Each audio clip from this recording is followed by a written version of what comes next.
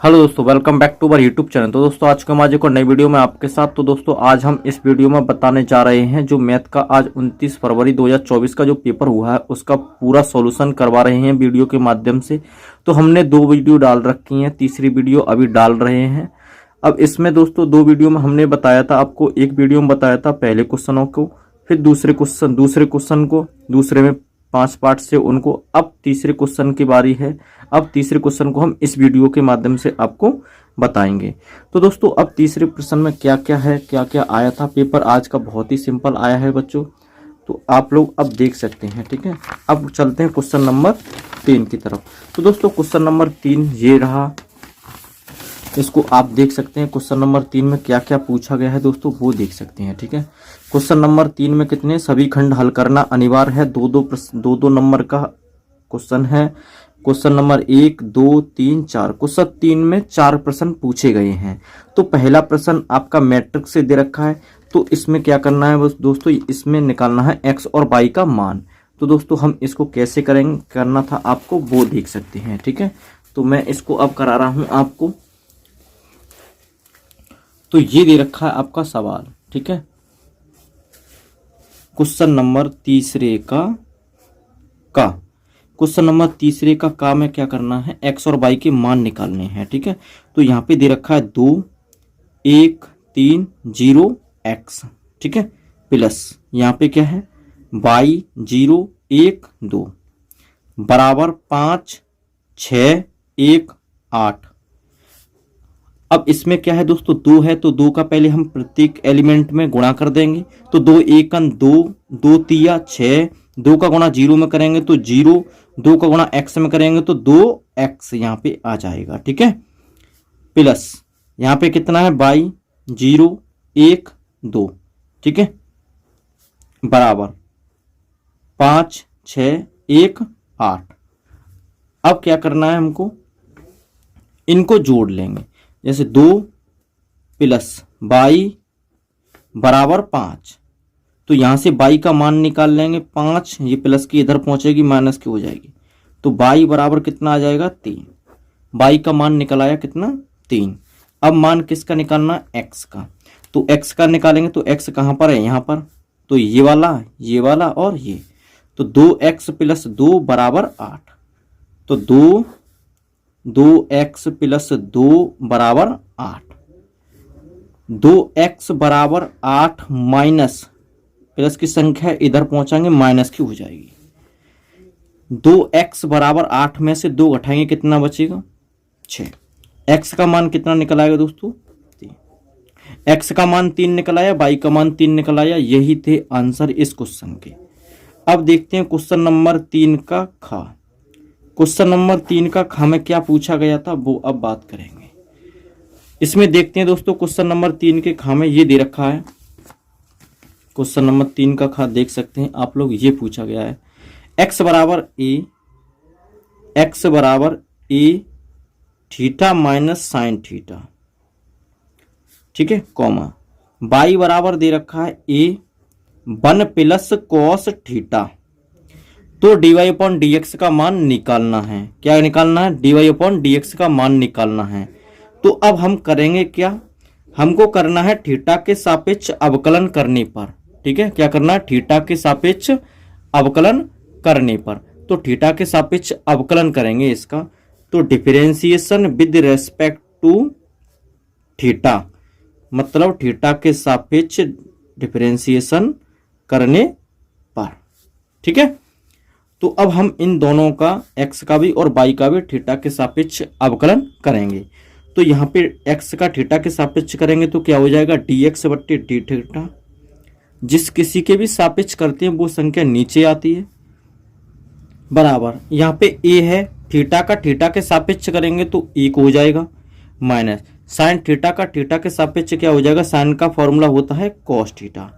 ठीक है दोस्तों, अब इसी तरह से हम dy बट्टा डी थीटा करेंगे, क्योंकि y का थीटा के सापेक्ष करेंगे तो dy बट्टा डी थीटा हो जाएगा डिफरेंशिएशन इसका। ठीक है, बराबर यहाँ पे देख सकते हैं a 1 प्लस 1 का डिफरेंशिएशन करेंगे तो 1 का डिफरेंशिएशन कितना होगा दोस्तों 0 हो जाएगा। कॉस का डिफरेंशिएशन करेंगे तो कॉस का कितना आ जाएगा माइनस के साइन थीटा। अब हमको निकालना है dy बट्टा dx। क्या निकालना है? dy बट्टा dx। ये देख सकते हैं क्या निकालना है? dy बट्टा dx से निकालना है। तो dy बट्टा dx कैसे निकालेंगे दोस्तों? तो dy बट्टा dx से निकालेंगे तो इसको हमने समीकरण नंबर 1 माना, इसको समीकरण नंबर 2 माना।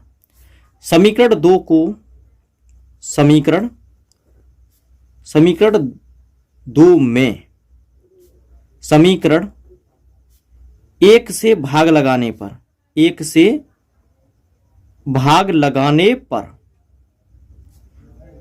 तो भाग लगाना था। इतना सिंपल सवाल है बच्चों, ये बहुत ही ज्यादा सिंपल सवाल है। तो dy बट्टा डी थीटा बट्टे dx बट्टा डी थीटा बराबर dy बट्टा डी थीटा कितना था? Minus a sine theta. dx बट्टा डी थीटा कितना था? a1 minus cos theta. D theta से डी थीटा काट दीजिए। dy बट्टा dx बराबर आ गया आपका a से a काट दो। ठीक है, अब यहां पे बचा माइनस के साइन थीटा बट्टे 1 माइनस कॉस थीटा। तो आपको बस dy अपॉन dx निकालना था, आप लोग इतना ही छोड़ सकते हैं इसको। ये हो गया इस क्वेश्चन का राइट आंसर। अब बढ़ते हैं दोस्तों अगले क्वेश्चन की तरफ। अगला क्वेश्चन क्या था वो देखते हैं। क्वेश्चन 3 का गा। क्वेश्चन 3 का गा क्या है वो देखते हैं। ये है क्वेश्चन 3 का गा, ये दे रखा है। इंटीग्रेशन e की power x कोष्टक tan inverse x plus 1 upon 1 plus x square dx का मान ज्ञात कीजिए। तो ये करना था। तो अब देखते हैं क्वेश्चन 3 का गा, इसका सॉल्यूशन करेंगे। इसका सॉल्यूशन करेंगे इंटीग्रेशन e की power x tan inverse x plus 1 बट्टे 1 plus x square into dx। तो अब इसका समाकलन करना है दोस्तों। समाकलन करेंगे तो हम क्या करेंगे, e की पावर x का अंदर गुणा कर देते हैं। ठीक है, तो क्या हो जाएगा e की power x into tan inverse x integration into dx plus इसका भी कर देते हैं। तो e की पावर x बट्टा कितना हो जाएगा 1 प्लस एक्स स्क्वायर। मैंने e की पावर x का 1 में किया तो e की पावर x आ गया। ठीक है, और नीचे 1 प्लस एक्स स्क्वायर है और dx लगा दीजिए यहाँ पे। ठीक है, अब इनमें से हम इसका फर्स्ट और सेकंड से समाकलन कर लेते हैं। तो इसका फर्स्ट सेकंड से समाकलन करेंगे तो इसको कैसे करेंगे दोस्तों, आई लेट मानेंगे। तो आई लेट के अकॉर्डिंग हम किसको फर्स्ट माने किसको सेकंड माने उससे हम देख सकते हैं। ठीक है, तो हम इसको सेकंड मानते हैं और इसको फर्स्ट मानेंगे क्योंकि आई लेट में इनवर्स पहले आता है और जो एलिमेंट्री बाद में। तो दोस्तों अब यहाँ पे इस फर्स्ट और सेकंड का फॉर्मूला लगाएंगे। तो फर्स्ट फलन ऐसे कैसे tan इनवर्स x, सेकंड फलन का समाकलन इंटू dx माइनस फर्स्ट फलन का डिफरेंशिएशन। तो फर्स्ट फलन क्या है दोस्तों tan इनवर्स x समाकलन ऑफ सेकंड फलन और पूरे का समाकलन, पूरे का समाकलन। ठीक है दोस्तों, अब इसको कैसे करेंगे, अब इसको डिफरेंशिएशन और इंटीग्रेशन कर दो इसका। tan इनवर्स x e की पावर x का समाकलन e की power x minus tan inverse x का डिफरेंशिएशन क्या होता है दोस्तों 1 upon 1 plus x square into e की पावर x का समाकलन e की पावर x इंटू dx।